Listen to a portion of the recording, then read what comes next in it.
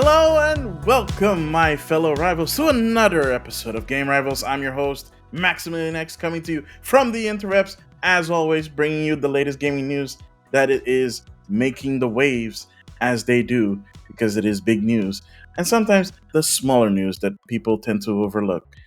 There's a lot to go through. I'm going to try and make sure that we get to the cool and interesting and even controversial stuff that has come out over the past couple of weeks. So, you know what? No more dilly dally, and let's dive right in and talk about the first order of business. So, the first order of business is, of course, going to be the PlayStation 5 Pro leak, and it has been confirmed that it is indeed a thing that Sony is working on, which is, I mean, it was rumored for a while, and yeah, if we're gonna look at everything and all of it, I'm gonna talk about it in a bit. But yeah, is anybody really surprised that they're doing a PlayStation 5 Pro? Because again, it has been rumored that they're working on something like that, and we also know that Microsoft is working on something that is allegedly going to be a Series X, but all digital. Allegedly, again, we do not know if this is going to be the case or not. It all depends on what we see. Hopefully, something later this year, maybe, but at least with Sony, we can expect that there is going to be something really big coming this year. In fact, with this PlayStation 5 Pro. Now, to cover some of the stuff that this PlayStation 5 Pro is going to be capable of, I'm just going to quickly run through some of the specs. There are more detailed stuff out there if you look for it. Insider Gamer, that website, is covering that in greater detail. Go check it out. But basically, the things that you have to take into account when it comes to the PlayStation 5 Pro are the following things. The system memory is going to be increased in performance for up to 28%. It could be even higher with some weird technical jumbo that they're doing about that, which is great because system memory allows a game to load more stuff so that it has less load times. Less load times means better performance. Speaking of performance, they're also allegedly increasing it 10% when it comes to CPU output. And for graphics, that is up to 45% rendering time. They're also adding an improved ray tracing, which, if you have played anything that's, whether it's on PlayStation 5 or on Xbox Series S or S or X, it is, they always tout that, oh, they had, ray tracing and like fast loading with no load times, blah blah blah. There are still some games that have load times, and there are also games that do not fully utilize ray tracing, mostly because ray tracing is a pretty expensive piece of tech to use in gaming or otherwise. It just costs a lot of resources. So the fact that the PlayStation 5 base system and Xbox Series were able to use ray tracing, especially when it comes to the Series S, is pretty astounding. But also, not a lot of games use them, or if they do, it's not like really like high end ray tracing. This should fix that problem for PlayStation. We still have yet to see what Xbox is going to do about that. They increased the teraflops, but nobody really cares about that. And they're also introducing a new piece of software related tech called PSSR, called PlayStation Spectral Super Resolution Upscaling. This is a upscaling technique not unlike DLSS from NVIDIA or FSR from AMD, which is a technique used, of course, to improve the quality of images for games and whatnot, despite not using like super high end tech to do so.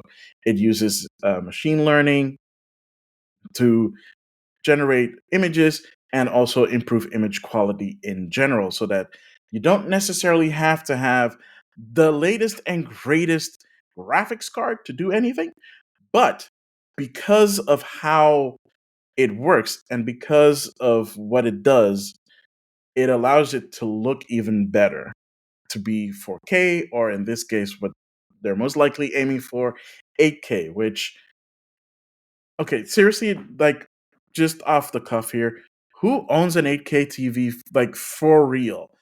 Outside of, like, you being rich and not, like, caring so much about what you buy. Because I'm pretty sure that the most general audience that owns a PlayStation 5 or an Xbox Series does not own an 8K. And if they do, it is either one that is of lesser quality, which defeats the point, or again, they have the money to throw around just to buy an 8K TV.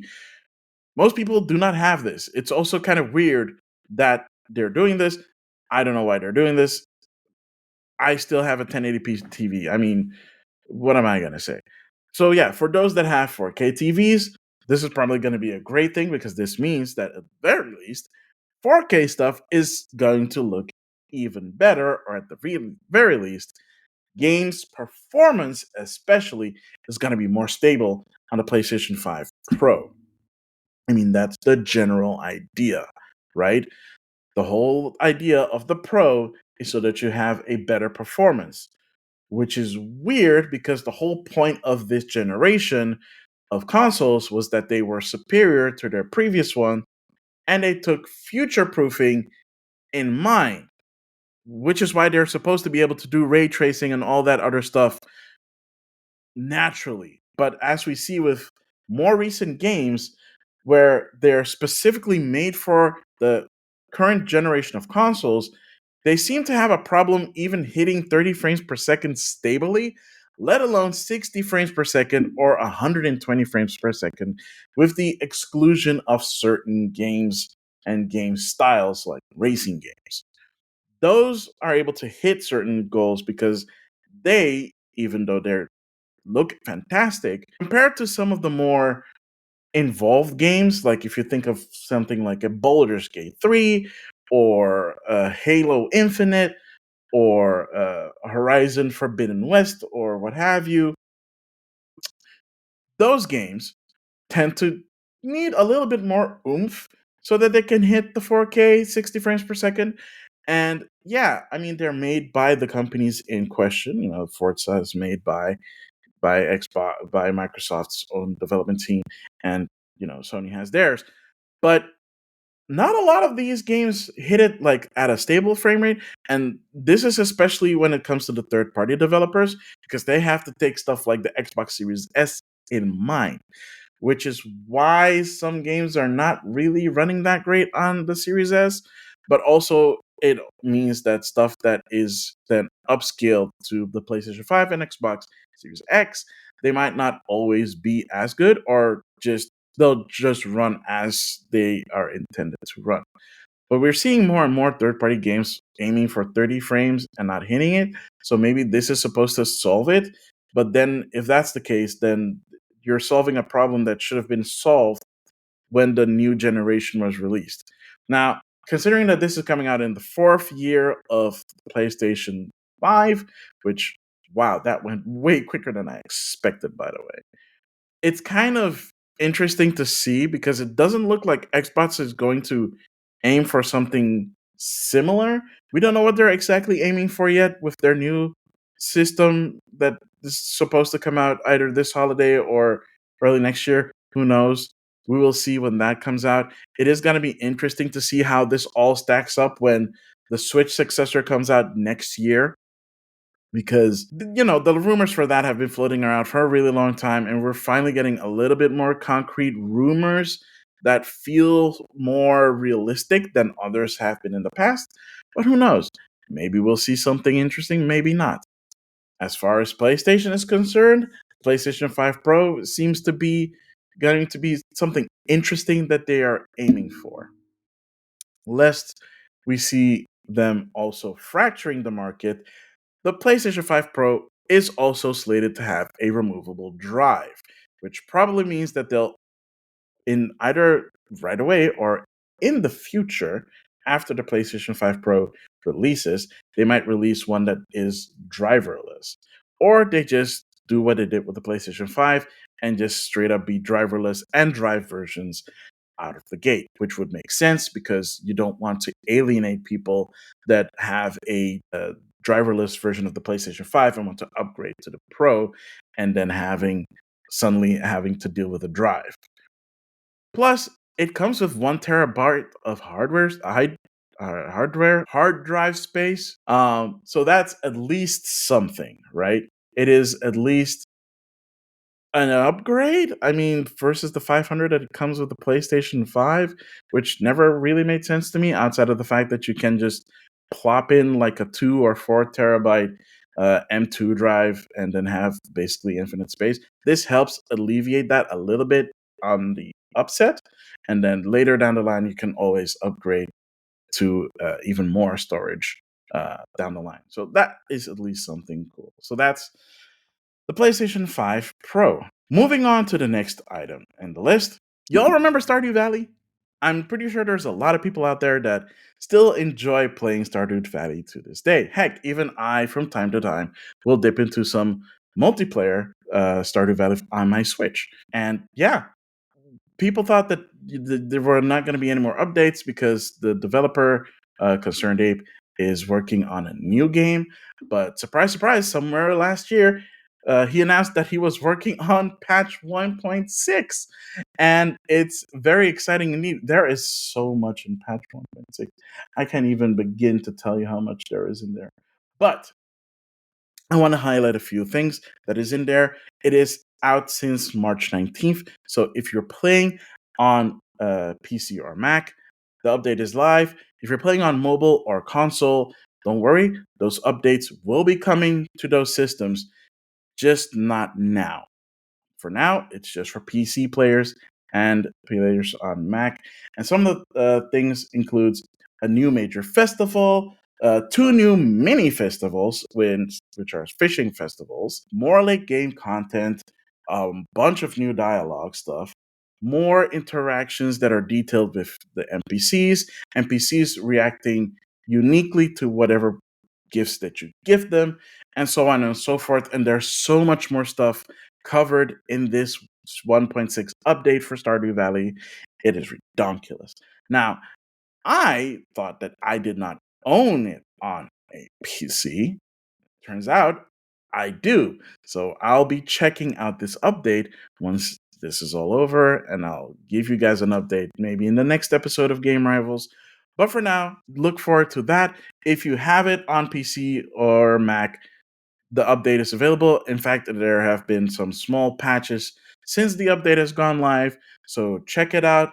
Let me know what you think. And hey, maybe we can do some multiplayer stuff in Stardew Valley. I would really look forward to that because the start multiplayer stuff is actually pretty cool. It doesn't behold you to like sticking with the host of that farm, and you can have your own thing and do your own thing on that farm. You can also go gallivanting. You can romance your favorite NPC, of course, and all that stuff. And yeah, just look forward to that. Let me know what you think of it, and I'll let you guys know what I think of it when I actually get the chance to play it a little bit. Moving on from that, we're going to talk about some unfavorable news, at least for Capcom, which like they kind of did not need this. It's kind of weird why they did this and not just be upfront about it. What am I talking about? Let me just get right into it. So, Dragon's Dogma 2, highly, highly anticipated game from Capcom. It's been, I want to say, 14 years since the original game released, and I'm not even counting the re release, the online version. I'm not talking about Dark Arisen, stuff like that. I'm just talking about the original release that came out on PlayStation 3 and Xbox 360 that came out about 14 years ago. And people are like, oh, they're not going to bring out a new game. And surprise, surprise, they announced a new game last year, and now it's out. And people are arguably very pissed. And you know what?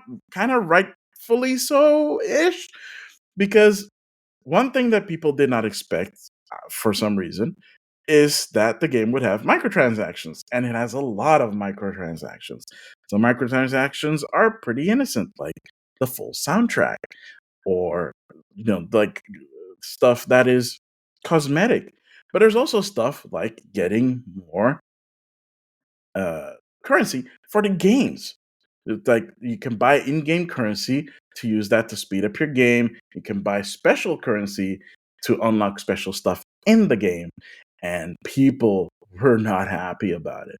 In fact, people are so not happy about it that it is currently sitting at a negative 19% on Steam, which is yikes. That is not happy. That is some very not happy people. They are very not happy about this. Why? Because people were not aware that there were going to be microtransactions in Dragon's Dogma 2. And in fact, even in reviews, they were kind of, sort of, not really allowed to talk about the microtransactions. They were notified about the microtransactions, and the reason why they weren't allowed to talk about some of it, because apparently some of the microtransactions are spoiler related. So yeah, it is super weird. There's so much going on. It's still very fresh, and there's a lot of controversy going around. Capcom did make some apologies about the whole discourse, at least for the PC players, because on top of that, like, they couldn't catch a break. The game does not run great. Remember earlier when I said in at the start, when it comes to the current generation of consoles, the games still don't run as you would expect them to run? Yeah, put this one under there as well. Apparently, it doesn't really run that great, and it runs even worse on PC unless you have some god tier gaming rig, apparently, because it is unstable. It is an unstable game. It's just, how do you do this? And some people are thinking, oh, maybe it's because the RE engine is being stretched thin because they're using the RE engine and it's open world, which is interesting because RE engine is also responsible for Monster Hunter Rise. And granted, it's not open world, it has pretty big zones when you go after the monsters. But then again, it is Monster Hunter. They know how to manipulate the environment to make it look lush, but also not super interactive. Whereas this, you basically can go anywhere that you see. It's an open world game, as was the previous game. Also, with the previous game, microtransactions. Apparently, in the 14 years' time, people forgot that the original Dragon's Dogma had microtransactions. In fact, the same microtransactions. So, yeah, I guess people just forgot that that existed and kind of accepted it. I don't know how people reacted to it back in the day because there's not really a lot of documentation about that. Also, those systems have been since, disactivated, except apparently for PlayStation 3. I don't own Dragon's Dogma on PlayStation 3, so I wouldn't be able to confirm or deny this fact. But I do own a PlayStation 3, and I could go on PSN on PlayStation 3 to check it out. So I might do that if it didn't take way too much effort to do so. But I'm pretty sure someone else online will check that out. Outside of that, we're going back to the graphical performance. It is kind of amazing that it is not great on PC specifically, and that you need a pretty powerful PC to allegedly run it properly. Because now you have a bunch of PC gamers that are angry about microtransactions that they didn't know about previously, and also the fact that it does not run as good as it can, should, which is really disappointing to see, and also kind of makes me worried about Monster Hunter Wilds, because I'm assuming that also runs on the RE engine, because that's their main engine that they're using at Capcom right now. So yeah, that's a little bit worrying. I think they're using an updated version of RE engine, but I guess we'll see then how that's going to be going. But yeah, a lot of people not really happy with Dragon's Dogma 2 right now. The reviews, however, are pretty good because, again, reviews are done in a setting where it is advantageous for the game, especially when it comes to having to connect to online, using the pawn system and whatnot. So, like, the aggregate is actually pretty good so far. We'll see how that goes as the week goes on. But yeah, let it be known that PC gamers are very vocal about this. At least Capcom is acknowledging that they made a kind of an oopsie, at least when it comes to the PC performance. And I guess we'll be seeing patches for a while. I don't know how quickly they're going to turn around the patches and try and fix performance on PC and on consoles, but I guess we'll see when that hits. and I'm pretty sure that Digital Foundry is going to be like hitting that like, with a ton of bricks and being very honest and going to scrutinize the living crap out of it. So there's that at least. Yeah, not great, but it what are people supposed to expect, really? Games, a lot of games these days have microtransactions. I'm not saying that they're great or that I accept them or that I like them. It is just a fact of life. It is something basically inescapable at this point. So yeah, I don't know if it's people are, I'm assuming people are just upset that it just exists, and there have been developers in the back in the day that have hidden stuff like that. Battlefront 2 comes in mind, and that was also not great for EA. So, there's that kind of thing that happens, and justifiably people got upset and they took it out. But this is a single player game, not a multiplayer game. So having the microtransactions, I mean, it's not like it hasn't happened before. Again, Assassin's Creed has had this in the past as well, with the XP boat boosts and stuff like that, which is like okay. And some people do like it because not everybody has 100 hours to spend on grinding, and some people just want the purity of a single player game, which is also fair. But how are they going to address this? Are they going to remove the microtransactions in the future? Who's to say? Maybe they will, maybe they won't. Maybe they'll just leave the microtransactions as is. Maybe they'll take it out and try to please everybody by increasing that stuff in game. By the way, all the stuff that there's in the microtransactions outside of like the soundtracks and stuff and yada yada yada, those are still gettable even if you don't spend the money. The money just allows you to spending the money allows you to just get it outright instead of grinding for it, or at least giving you a chance to get it in game instead of grinding for the in game currency for it. So there's that dynamic going. I don't know how I feel about that. I was really looking forward to Dragon's Dogma 2, and I will eventually pick it up, just not right now, because I have way too much on my plate when it comes to playing RPGs. So adding another one is, yeah, that's not good. I need to start making my backlog a little bit smaller. It's gonna take some time, but Dragon's Dogma 2 is definitely on the list. And finally, what I kind of want to talk about a little bit is a new game that has recently come out. I talked about it a little bit in the previous episode, which is Princess Peach Showtime, which is now out. The reviews are in. It's getting okay reviews so far. Most of them hovering around the 7 and 8 range, which is actually not bad. People don't hate the game, so that's actually good. It's a fun game. It is aimed at a younger audience, but it seems to be a very engaging game nonetheless, which is that Nintendo magic that people really like, which is great and it's awesome. The interesting thing about Princess Peach, though, is that once again, this is a game that is not directly made by Nintendo themselves, and people didn't know that until the game came out, as because Nintendo did not talk about it for whatever reason, but it is once again developed by the good people at Goodfeel, which did Yoshi's Woolly World, WarioWare Shake It, and a bunch of other games that they've done in the past for Nintendo, which is kind of funny because why would you hide this fact until the game came out?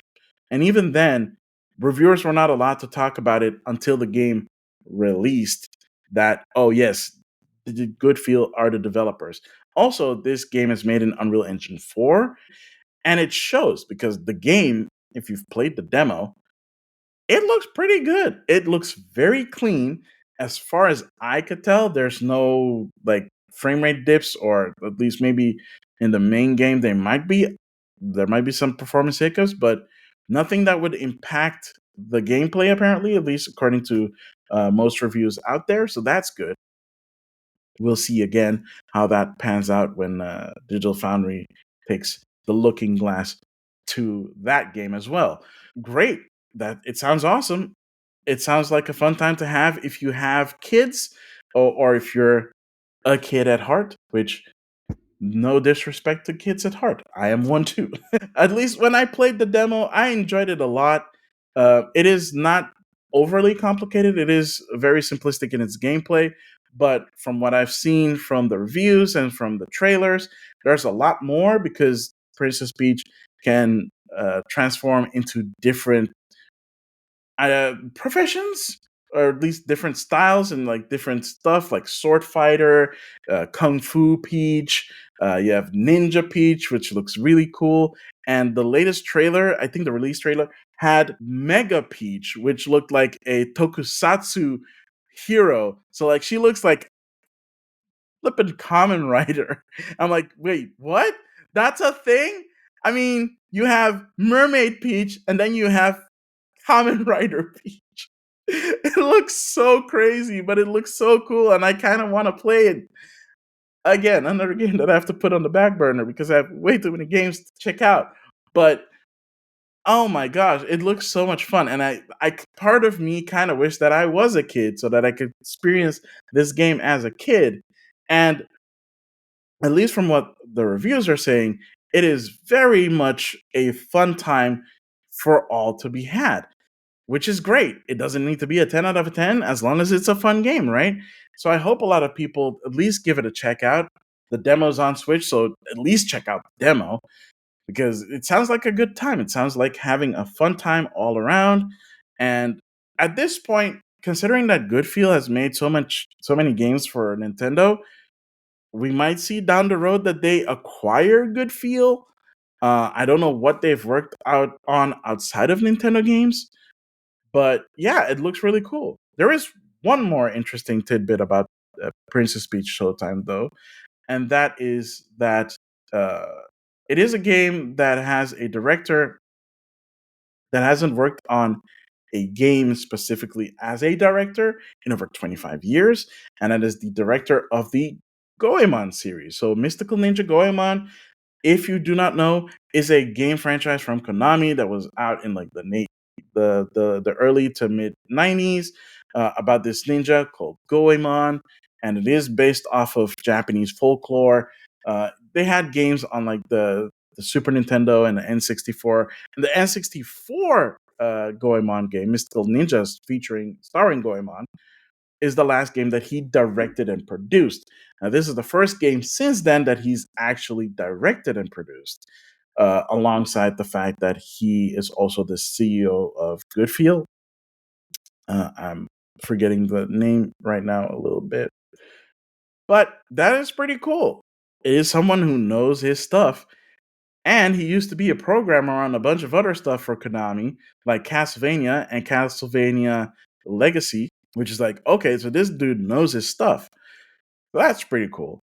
I don't know why this needed to be hidden. I would honestly be like trumpeting it from the rooftops that we had some good pedigree working on our games.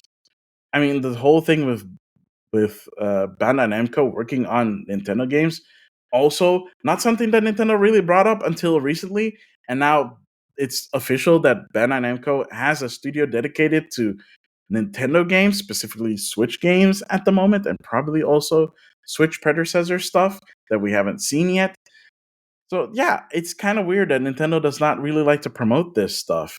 And I don't know if they want to just if it's something that is left over from like the 80s and 90s of not trying to promote your creators so they don't get poached away, but that's stuff that is so far behind us. I do not understand the logic behind it. It's a little bit weird. But yeah, at least they made something good. So yeah, the game was in good hands, and apparently the reviews are also saying that. So great, we get a new Princess Peach game.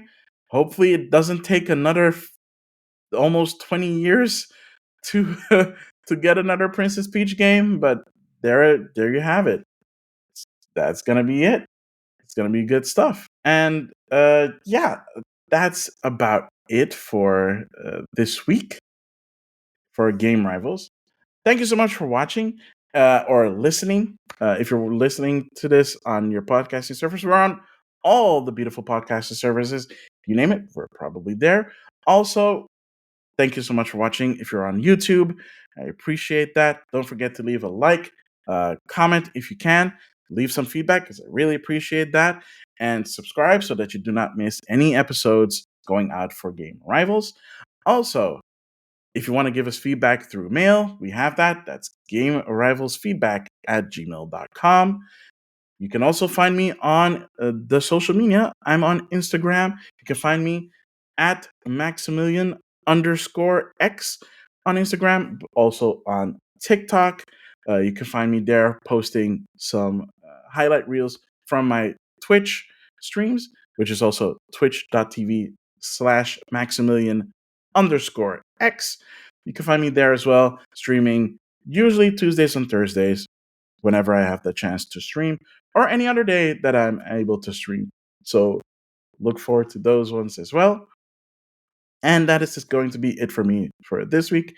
Thank you once again for watching and listening. I have been and always will be Maximilian X, and I'll see all of you beautiful rivals next time. Later.